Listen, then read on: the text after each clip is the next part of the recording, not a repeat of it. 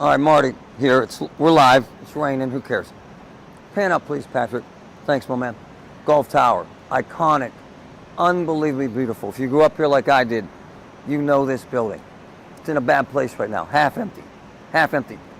And there are buildings all over town, at least 20 of them, in the same situation. Crisis mode. There's a guy that I love that owns this building and almost 20 others downtown that wants to fix this. This is cool stuff. We're lucky enough to have him. We're lucky enough to talk to him. This is a story about hope.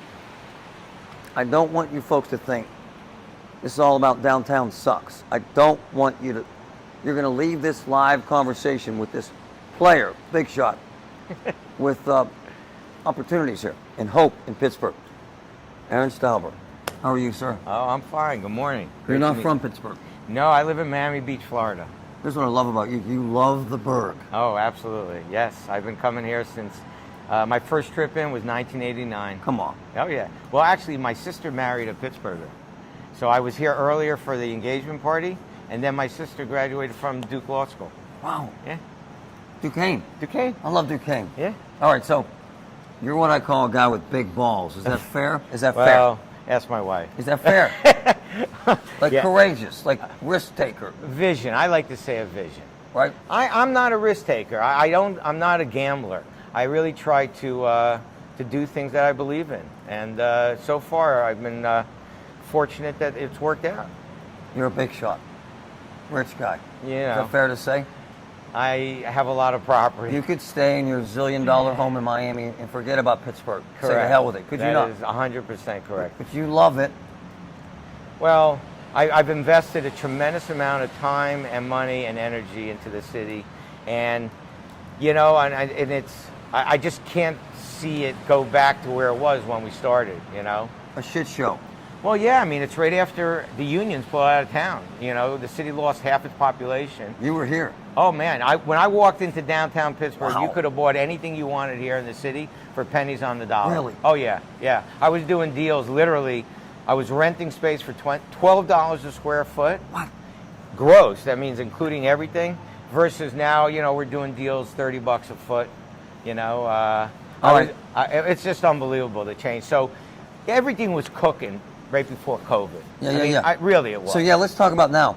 People would argue that we're kind of sort of back at that place where you first came into this town, that downtown, here's what I hear all the time, and you hear this too, downtown sucks, and you can't save it. Is any of that fair? Okay, well, I would say no to both of them. Okay. In the sense that I definitely hear that. Right. From everybody, Right. Mainly from the people that are locals and live Right, here. that's true. And that's been a challenge. And coming from the outside, I have properties in many other cities, and that's why I can't accept that. Nice. Because there are other cities that are magnificent, and they don't have half of what Pittsburgh has. Nice. So I'm like, why can't we have at least what they have? We should have more than what they have, and that's been my mantra. So I keep doing it, and I'll keep doing it. So Hold on, before we do Yeah. anything, I got to show people this video that you sent me this Oh, morning. okay. And I'll tell you why. Yeah. Because I love guys like this. You know why? Because he's a risk taker. Check out my man. Now this is him. Watch this. This is 3 weeks ago. Watch this. Watch this. Now here's what I say. That's why I say he has big balls. He doesn't want to say that, but he does. And it translates. That took me a year to learn that move. I know it looks really simple. But it translates into your belief in Pittsburgh. Yes. You ain't walking away from this. No. All right, so you Well, own. I'm not going down without fighting. Let's You put it that own way. this right here. Yes. This building Yes. right here. Yeah, this beautiful building, man, which we bought this. This is an amazing story in and of The itself. Gulf Tower. Yeah, so we bought this in 1987 from Gulf Oil. They had just been bought by Chevron. Chevron said, we're going to literally move the world headquarters of Gulf Oil out of Pittsburgh. They left this 500,000 square foot building 100% vacant. We invested tens of millions of dollars into this property, and we got it about 95% occupied. And what's it at right now, today? Unfortunately, today it's 50% occupied. You can't make money on that. Oh no, and the problem is, and that's really where the pandemic came in, okay? And you know, as I was saying, everything was really on fire before the Oh, yeah. pandemic. And then in a very quick time, the world shifted, Oh. and people that used to come into the office decided they're just not going to come to the office. And unfortunately, that left Pittsburgh really, really in a tough spot. Is this in foreclosure or about to be? No. Not happening. This thing is not going into foreclosure. Nice. I can carry this building the rest of my dying days. You're the man. All right, Yeah, can we no. go inside? Yeah, no, we are very conservative. So our properties, all of our properties are healthy. We don't have high leverage. Can we go inside? Yeah, sure. Let's He's take the boss. We're a allowed. visit. Yeah. This is cool. Yeah, well, you'll never duplicate this today. Yeah, talk about the dream we have to convert this, to This is one of the most beautiful. landmarks in the country. So here's what I love about you. You have a plan for this. So let me throw a couple things at you folks who are paying attention to this. There were plans to put an insanely cool hotel in here. There were plans to put insanely cool apartments in here. And then the word I got was the city screwed up those plans by demanding, and to qualify for that, a couple together couldn't earn more than 40 grand. Is that fair? That's correct. Right? Yeah, well, at the 50% average median. About that. So they were asking 20% of the residents to be of a level that's earning as a couple $40,000 or less. And for a guy like you, and financing, no loans, nothing, there is no way you could do. Here since 1989, I've literally done millions of feet of projects right here in downtown, and to date, never took one dime of public money. Never. Not one dime. Can we walk over here? Because I love this building, man. Can we walk over here, Aaron? So it's all private investment. Look at these elevators, man. Oh yeah. Come on. Well, when we bought this building, Wow. and finished, or for years, because Gulf Oil was bought by Chevron, and they just didn't put any money into the building. So when we bought the building, I went like this, and I said, "Wow, that's pretty. That's brass." And Wow. we literally hired full-time brass refinishers, and they spent Wow. about 2 years. They What? refinished that, and also the marble. So this marble, you see how it shines? Yeah. So there's no wax on that. The way it shines is, and again, that wasn't shining when we got this building. We got another group that experts at this, and they diamond polish everything. Can I interrupt you and tell Yeah. you something? You know what I love about him? I can just tell by talking to him, you really love this stuff. Or preservation. So talk about this building. So Yeah. So I'll tell you the about plan is it. to do what? Because there's hope here. Well, right. So we're talking about so we were facing a roadblock, and we went to the city and the city officials, and we said, look, and also the county officials. You met with Anna Murado, Sarah. We met with Sarah. We met with the mayor. Gainey's people. Gainey, exactly. And we said, $1 million into this building. This one. Yeah. And it's a binary situation. Plan B. Oh. So what will happen is,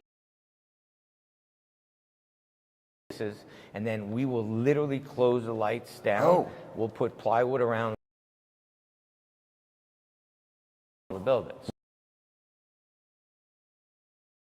Last lease expires in about 5 years. Wow. So we'll just let them. And that's daunting. And that's dark. Well, we don't have another option. Right. So the one we didn't like. Right. But what we did like is that we would take this building, and we reached out to a bunch of high-profile developers, and we ended up with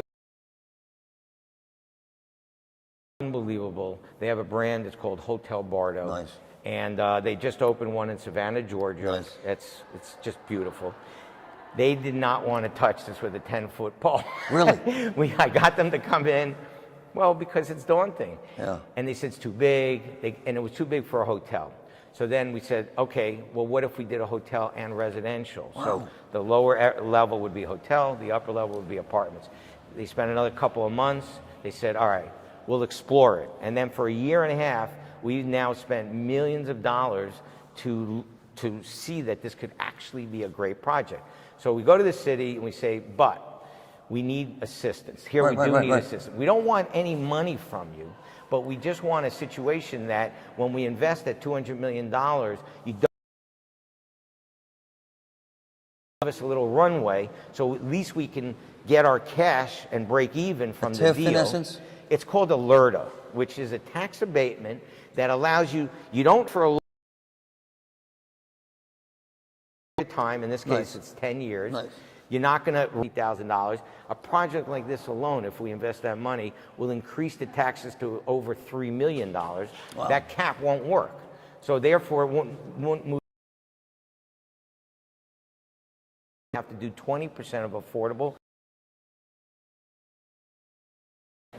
So the city says, look, man, for you to... Right. It's not that he doesn't respect folks who are struggling. In fact, Correct. you admire that. I work half my time, I'm for a nonprofit in Miami Beach, Miami Waterkeeper, and it's literally to take areas of low-income communities and make sure they're resilient for sea level rise. Because as we saw in Katrina, the people that get hurt the most are actually the people that can't afford to relocate. The ones who fall off the ladder first are at the only bottom thing of is the that ladder. right now we can't make these projects work downtown at market rate. Right. That's our problem. You know, if it was a rosy picture, oh, for sure, no problem. We'll do public housing, no problem. But right now, that's just not in the cards. We need to build this thing up. We got to get it back stable. And then we could all talk about how to do all those other projects. So I didn't know this. This is actually news to me, and it's actually wonderful. And he told me this a few minutes ago. So there are a lot of guys like you, big players in this town, or developers, who say the city sucks. And he's laughing because he knows this is true. And they won't work with us. You're telling me, because this is cool stuff, that that's changing. Is that fair? Is that fair? I would have to say that is changing. It is. Yeah, because, look, there are other cities that have already done everything we're talking about. Name a couple. Columbus. Right on. Cleveland. Right on. Cincinnati. Right on. St. Louis is just starting. Even Detroit, to a degree. To a degree. Yeah. New Orleans. Yeah. And actually Boston. Wow. I know, you wouldn't expect it. Yeah. And they are opening New Jersey, which, see, we have properties in these other cities. We have properties in Cleveland. We have properties in Newark. That's how I know this. And all I'm doing is coming to the city officials, the governor, and I'm saying, we're not asking you to do anything more than what other cities are doing, because that will make us competitive. So you're telling me that they're coming around to your way of thinking? I believe so. And that they're going to... Well, they're sitting in council right now. Okay. Okay. Literally, if people want, I mean, I don't know when this airs, but today there's a vote. It's either going to happen or it's not going to happen. If it doesn't pass, Councilman Bob Wilson and Councilman Bobby Wilson, and also the president of the council, Lavelle, they're introduced legislation that would allow this project to move forward. Nice. And it's either going to get voted up or down. And even if it's voted up, the mayor may have an opportunity to veto it. If he vetoes it, but let's be fair. that's the end of that. They're being a lot cooler than they have been. We've heard from their sources and people talking to us, they want to support this. Nice. And the same thing from Sarah Anamorato's office. They really want to support it. And look, I just was speaking to the governor, Josh Shapiro, last week. Love him. And I think, you know, his slogan, I could just say this because he said it, he has GSD. You know what that stands for? No. And anyone who says that tells me that he's my type of guy. So if this comes to fruition, when would this stuff start? In this building in particular? Okay, so we anticipate we have to relocate the existing tenants from the building. So all the plans are, I told you, we've been spending all this money. This is cool. So we're ready to go. Wow. But we just have to relocate the tenants. That'll take about, I think, 6 to 8 months. So actual construction could start as early as, I would say, May of 25. Whoa. Yeah. By the way, and then it's about a 2-year project. he doesn't have to do this. He's a rich guy. And I'm serious about this. You have $1 billion in holdings. $1 billion. Or whatever, yeah. Right? That's you fair. You can go to our website and see. He's the man. Go to rugbyrealty.com. I love that you love Pittsburgh, man. Yeah. I think it's really cool. And check out Miami Waterkeeper. That's my nonprofit. it's funny, he said something to me because I was throwing him all these numbers at him, and he said, wow, you're so negative. I'm a facts guy. And there was just a piece in the paper 2 days ago, man. I read it. All these companies are saying, screw downtown Pittsburgh, right? I'm moving out. That is happening. This is kind of scary.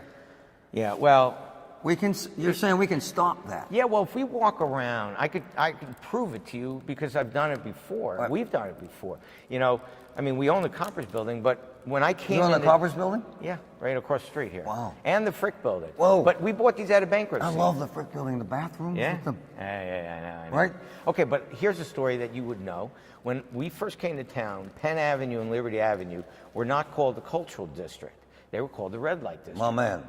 Hookers. Hookers, massage parlors. On the street. They didn't give massages. Oh, no. I remember I was in high Okay, school. that's what we saw. We met with the Cultural Trust. At that time, it was just a dream, a bubble.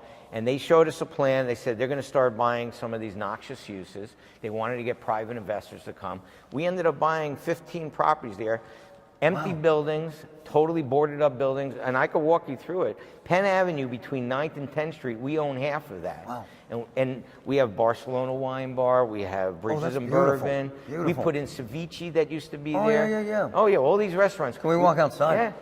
So, I mean, we could show that it's done. So maybe, can you get me in a deal? Can I get a penthouse going here? We're live, right? All right, let's go. Yeah, So- I mean, So you own this building, Gulf Tower, and you own this building? yeah. These are sister buildings. When we bought this building, it was about 50% occupied, and Oh. now it's about 85%. These stores were vacant. We put Einstein Brothers there, and we put Blend Bar Cigar over there. I don't know if you've been in that cigar bar, but it's fantastic. So, but these were empty for 30 years when we bought the building. So it's funny you should say this because you're an outsider, but you're really an insider. Yeah, here. You see this deck? Yeah. Okay. Believe it or not, that deck was falling apart when we bought it. We made that into a party deck. Whoa. And on the 5th floor of this building over here, it's a party deck. Wow. It's amazing. We put down AstroTurf, literally. And on the 29th floor, that building up there, Yeah. I made that into a party deck. Wow. Yeah. And on that floor, on the 29th floor, there's beehives. We grow honey. What? Yeah, honey. Downtown Pittsburgh honey. And on the 30th floor of this building, Yeah. there's a hawk, Aaron the Stalmer. peregrine falcon. So, I mean, hey, How many buildings, let's get out of the rain for yourself. How many buildings downtown do you own right now? I think in downtown we own about, I don't know, maybe 15. And then we own on the south side, we own on the north shore. Hold on, how many of the downtown buildings could I say are in trouble in terms of vacancies? This one is. And then I've got some old buildings. Oh, a big problem we have that I'm really pushing hard on, on Liberty Avenue, we call it the 800 block. It's right across from the Wood Street station. Oh, yeah. It's a very challenged It is, station. sir. You know the backstory on that one? This one I do have a pet peeve about. Yeah. Do you remember the public school system decided they're going to save money? Of course. So instead of having children be picked up from a bus and Right. then dropping them at their house like Yep. they do in other cities, Right. they drop them all in the afternoon at the Wood Street station, and then they got to get on public transportation. Well, so what happens is you get all these high school students, and Beating then the hell out of each other. Well, the predators. It's the Yeah. predators that come. Believe me. And it makes it for a disaster. Shootings, Anyhow, stabbings. So we've got empty buildings there. We own 813 Liberty Avenue, 817 Liberty Avenue, and I own a parking lot at 9th and Penn. The Cultural Trust owns 2 buildings next to us. We want to make, that's going to be if we can do that, we want to combine them as an assemblage and do a never-before type public All right, project. let's name a couple names here. Yeah. Everybody says the mayor, Gainey, has been Gainey. horrible. He won't help you. He believes in no subsidy. He believes in putting as many low-income families as possible into these buildings. Is any of that true? Has he been helpful to you? The part that's true is he absolutely believes in affordable housing, Right. which I do also. Right. Okay. So we're on the same page that we also believe that the only way that we can solve for a lot of our issues is to have more shelter. Yeah. And that type of thing. People do need a social safety net. Yeah. We're on the same page. Nice. The difference is how we get there. I'm more of a trickle-down economy Nice. guy, right? And especially when it comes to your downtown core. That's a place where you have to you have to spend the money, and in order to spend the money, it has to be at market rate. And if you do that, all these other things will follow. So we leave this conversation with good things are happening, man. So they're starting to listen. We've Wow. had good conversations. Look, proof's going to be in the pudding. I don't know what will happen. Literally, you want to talk about proof is in the pudding. Something's going to happen on this vote. It's either going to be voted yes or no. If it votes yes, this project's going to go through, and we've got about another This is $200 million. We got another $100 million projects I have that I'd like to do. I got another one at 933 Penn. Oh, that's another empty building. It's 100% occupied now, but it's going to be 100% vacant in about 6 to 12 months. But I got a plan for that too. Excuse me. The Walnut Capital guys. I love friends them. of mine. Love They're them. amazing. By the way, you talk about, all right, they've got big balls. Big. I love them. I'm not commenting about mine, but they do have big balls. No. My man, they get Yeah. frustrated with this They're very frustrated. bureaucracy. They do get frustrated. Well, all right, so what they're very frustrated about, and I know it personally, and I feel Right. for them, they've only wanted to do incredibly positive things to East Liberty. Yep. When I came to town in Oakland, 1989 in East yep. Liberty, it was Cesspool. you just could not go there. Right in on. fact, they wanted to put a wall between Shady Side and East Liberty. In fact, when I was a kid, we would go to the movie theater there, and we couldn't couldn't. because it was so dangerous. Yeah, it was dangerous. So now, people were throwing bricks on Yeah. cars at the drive-in there. all right, when they went ahead, they bought Bakery Square, which was a bombed-out, empty Unbelievable factory place. building. Nobody would touch that. I saw that property, and I wouldn't go near it. And Wow. believe me, I have touched things that other people didn't touch. and everyone thought they were smoking crack. Yeah. We really thought they Yeah, were yeah, yeah. crazy. And you go there now, they amazing. brought in Google. Yep. I mean, that's amazing. They brought in Philips. These people are, so they're visionaries. Yeah, so the problem is that then they want to do something else. And instead of talking about what the positive you could do, what they hear is, well, what are you going to do for affordable housing? Right. And they're like, that's not our job. We are for market developers. We're for profit. The city's job, the county's job, the state's job is to use the tax dollars that you tax us for and build affordable housing. It's not our job to figure out how to make affordable housing, right? That's why we pay taxes. So you're going to say Pittsburgh. By the way, we also pay taxes to have police here and to have clean streets. And we didn't get that either when we were in town. So we formed the Pittsburgh Downtown Partnership. Oh. We decided to tax ourselves. Nobody does that. We literally, downtown owners made a decision to tax ourselves so we can get the police and the Oh, clean yes, sir. cities. Anyhow. Aaron Stauber, there's a really stupid movie called Fish That Saved Pittsburgh. He's going to be the developer that saved Pittsburgh. Yeah, I don't- Again. You'd like to, wouldn't you? I can't do it myself, but I'd like to see it happen. Pretty important. Hey, look, the Bucks are 5-0, so anything can happen. We're not losing a game this year. Sir, do you work in this building? No. Do you work downtown? Just listening to you. Do you work downtown?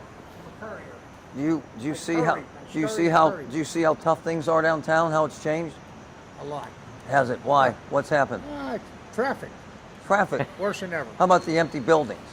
I go to them, I deliver, I get on the floor, there's nobody on them. Would you like to see them full again? Of course. This guy's going to do that. What are you going to do? What are you going to do? He's going to develop them. He's going to put I a was hotel talking. in. He's going to fix Hotels it. in? Yeah. I do more than talk. I the try man. to actually Well, do you can live stuff. downtown. So am I 11 and I was just up your way earlier. I know. You can move down here. You're Oh, your wife. I'm all in, brother. Come on, you ain't going to move downtown. I know you He's ain't going to gonna move into this downtown. building. There's This no building. way. He just He's- asked me if he it's can. like You're moving here. Yeah, We're going to build apartments. Penthouse. Get out of here. Oh, you know yeah. what? Seriously, when I was a kid, Right. and I'm 73, when I was Right. a kid, my dad used to take me up there. We Nice. used to walk around and look at Pittsburgh. Oh, Yeah. Now you can't get in. And You could go up there. Security. All right. we could take you up to the 38th floor. Yeah. All right, man. We love you. So what's going to What's happen? your name, now? man? Bob. He's going to develop all these buildings Snap my and change fingers. downtown. He's the man. Down here, huh? Yeah. It just, That's right, Bob. See you, brother.